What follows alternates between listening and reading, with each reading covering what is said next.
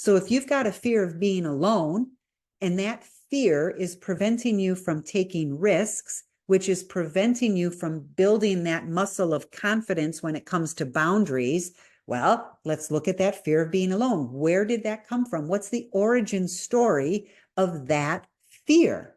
Because that origin story holds the key to getting rid of the fear. So once you kind of go, okay, this fear of being alone, where did it come from? How can I, or how do I recognize it in my life? Has this been a pattern for decades? Has this been a pattern pre-marriage? Was this part of my life growing up that I had this fear of being alone? Maybe there was a divorce. Maybe there was a death. There was something. Maybe there was some event that happened, and now, you've got this attachment. So you've got this fear of being alone. Where did that come from?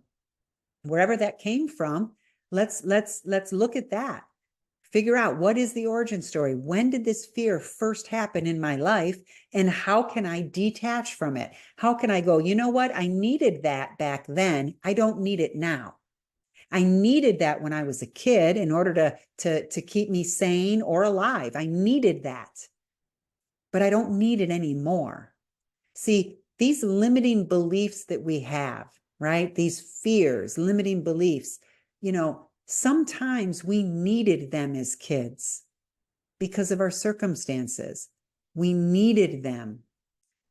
A lot of times when we're kids and we're going through, traumatic events or stressful events or whatever the case may be, our younger self, the child within us, only had a couple options, right? It's not like our children had all of these resources, the children inside of us.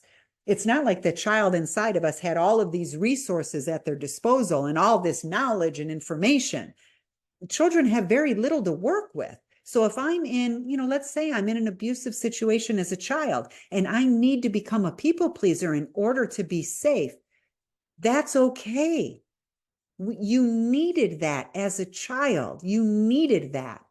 The issue is that when you left that childhood, you brought it with you into adulthood because nobody told you that you needed to leave it at home. You know what? Once you move out, you don't need that anymore. You don't need that tool. And it worked so well that we continue using it in adulthood. But really, it's been limiting us. If I'm a people pleaser, I'm not going to put a boundary in place because somebody might get mad. If I'm a people pleaser, I'm going to make all the food because somebody might get mad. Well, as a child, you needed that to stay safe, but you don't need that tool anymore as an adult. So part of building confidence is figuring out, what are those fears? What are those limiting beliefs? What are those things that we were confident in, but in a negative way that's holding us back from living the best life possible? So that's confidence. In Beth's world, confidence is taking risks.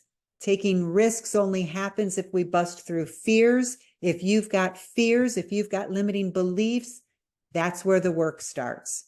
Figure out the origin story of that, detach from it, and then start doing the things that are going to bring you that sense of confidence.